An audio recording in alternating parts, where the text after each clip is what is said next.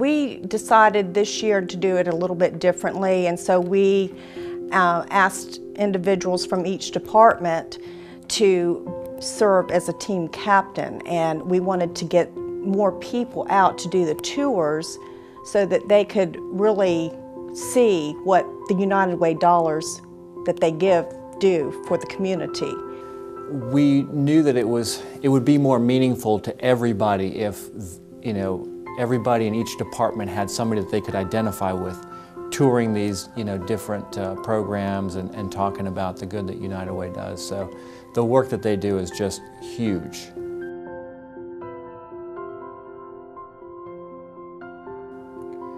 The Bell House actually was a wow factor for me because I thought it was something totally different. For some reason, I thought it was a place for, I reckon, I don't know the word I'm supposed to be using here, retardation people. I didn't realize it was for them. So it's kind of cool how everybody was happy there. When we went to the Bell House, I think the biggest thing that I was impressed with was how positive everyone was that was there. And they were just living with like physical and mental illnesses that were really debilitating, and I was like, it made my complaints seem like trivial almost. We got to speak to someone at Bell House. His name was Mike. He's very sweet. We talked about sports. He is a Redskins fan, I believe, and he asked if we were in school, and we talked. He knows Spanish, and he asked if we knew Spanish, and I didn't know a whole lot of Spanish, but I do know French. So we talked about just the languages that we could speak, and the beautiful day it was outside. So he's a sweetheart. Going there, I dreaded it. I was not looking forward to it.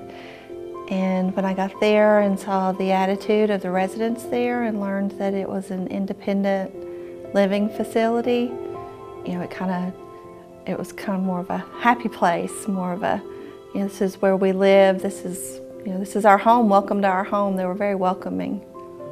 I loved all the rooms, especially the one that displayed the drinking bottles and stuff. And what I really loved about that part was to know that they can go and come as they please, and that they really live like we live, because when she said that they don't lock the doors and they can go and have company overnight, and I was like, okay.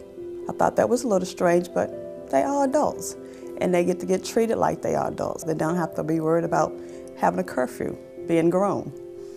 I understand it's been there for quite some time. And the two gentlemen that we were talking to had been there for like 30 years, and I assumed that he probably came in very young, like when he was maybe a teenager, because I don't know, he was like 50 or so. But it was really neat that they have that for them.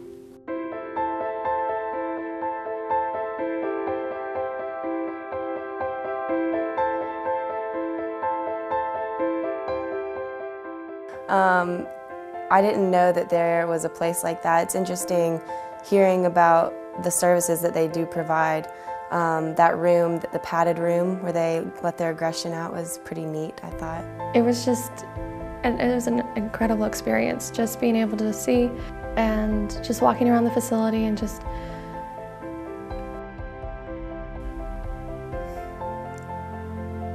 how touching it was. When I walked in, they have this wall, and the wall that they have is displayed with a lot of different sceneries. So it depends on the mood that you was probably in, and looking at the wall and finding where you was at on the wall, it took you to a different place and stuff. And because they had all different types of sceneries that can pretty much happen in your lifestyle, and you found your spot on the wall and you went places on that wall. And it's not just for little kids, it's kids all the way up to 18, and for their families, and just so their sisters and brothers can reach out, and the families can understand what's going on, not just with their one child, but with the whole family, and they have an outlet. I think that's really important for them. One of my son's friends at 8 years old passed away. When he was born with a rare blood cancer.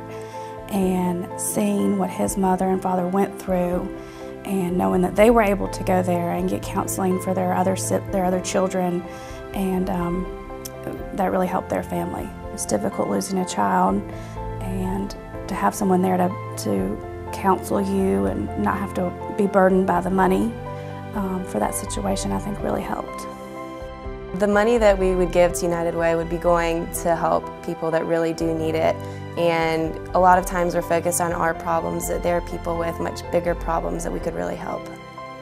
Carolina Bank, it's a community bank. They like to give back to the community, whether it be having our barbecue for our customers or, going out and raising money for United Way and helping hospice and the Bell House. And so I'm proud to be part of Carolina Bank and their community effort. When we broke it down last year to what a fair share looks like, simple things like giving up 1 latte per week, that's what it came down to. And I think we had big success with folks breaking it down like that, looking at, what does my fair share look like? I would love to go back, to go and do the tour one more time. That was my first time. This is my first experience with dealing with United Way on this behalf. I've always been a giver, but I've never been to the Beacon House and the Bell House and the Kid Path, so it was most wonderful. I want to thank Carolina Bank and all its staff members for being stellar community citizens. You all always step up and support the community in so many ways, especially during United Way season. We are certainly one of those organizations that could not do without community support. We could not do without United Way support. It helps us do those things that we could not do otherwise. Because you stand with us and support us, we are able to stand with your customers, your neighbors, your friends, who are often facing some of the most difficult times in their lives.